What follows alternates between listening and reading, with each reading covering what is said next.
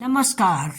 आज हम चल रहे हैं दोस्तों उड़द की दाल की बड़ी बनाने। ये हमेशा आगहन के उजाले पक्ष में दी जाती है और इस समय उजाला पक्ष ही चल रहा है। तो मैंने आज सवेरे ही दाल भिगो दी थी और शाम को इसको पीस लिया था।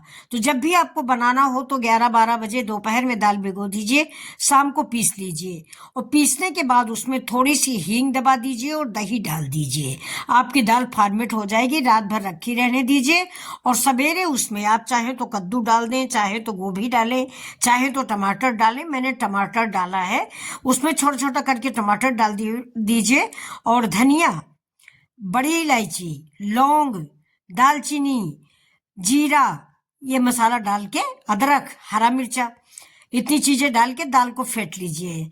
ये क्लिप मेरी मिस हो गई इसीलिए मैं आपको मुंह से बता रही हूँ। फेंट लीजिए और फेंटने के बाद बस जैसे मैंने बढ़िया देखिए बना रहे हैं ऐसे ही बढ़िया बना लीजिए। थाली में धूप में रख दीजिए। इस समय कम से कम 3-4 दिन लगेगा सूखने में और जैसे ही सूख जाए वैसे ही आप इसकी सब्जी बनाइए। आलू में डालिए, गोभी में डालिए, ज्यादातर मटर के निमोना में अच्छी लगती है। तो आप देखिए मैंने मटर की सब्जी और आलू की बनाई है। मेरी ये मंगोड़ी सूख गई है बड़ी।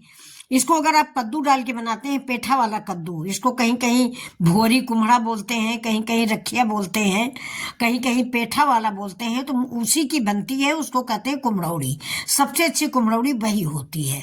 लेकिन अब कद्दुआ मिलता नहीं और कौन काटे, उसको कहते हैं लगाने से बाल भी पक जाते हैं।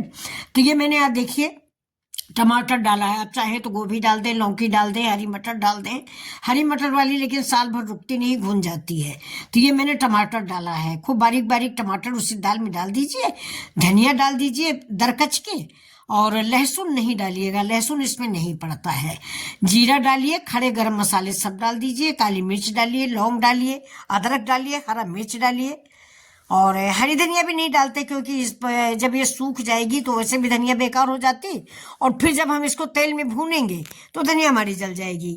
और दोस्तों एक सलाह मैं और नहीं दूंगी कि जो मसाले हम बता रहे हैं आपको डालने के लिए खड़े वाले, ये कभी भून के मत डालिए क्योंकि हम बड़ियों को दोबारा तेल में फ्राई करते हैं तो वो मसाले मेरे जल जाएंगे। जीरा आपने भून डाला, भूनने के बाद जब हमने तेल में तला तो और जल गया।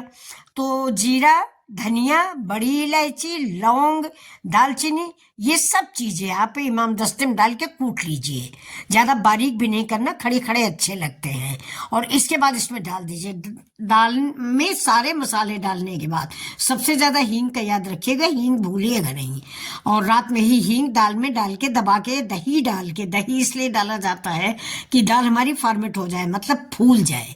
फिर उसको सवेरे आप फेंट लीजिए, एक ही दिशा में फेंटिए, पानी में डालिए, जब ऊपर आ जाए समझ लीजिए आपकी दाल फूल गई है। तो ये देखिए मैंने 4 थालियों में दिया है और अभी बाहर निकाल के धूप में रख देंगे। अभी तो मैंने किचन में दे दिया है, धूप में रखेंगे, 3 दिन 4 दिन में ये सूखेंगी। ये देखिए मैंने धूप में रख दिया है। 4 दिन बाद जब ये सूख जाती हैं, ये सूख गई हैं, तो आज मैंने इसकी सब्जी बनाई है, वो भी मैं अभी वीडियो में डालूंगी। तो अगर आपको ये हमारी बढ़िया अच्छी लगी हो और हमारा वीडियो अच्छा लग रहा हो तो प्लीज आगे की रिक्वेस्ट आप जानते हैं, क्या बार बार रिपीट नहीं करेंगे, आप खुद समझदार हैं। तो मुझे दोस्तों आलू और मटर की सब्जी में ये 4 बढ़िया बड़ी अच्छी लगती।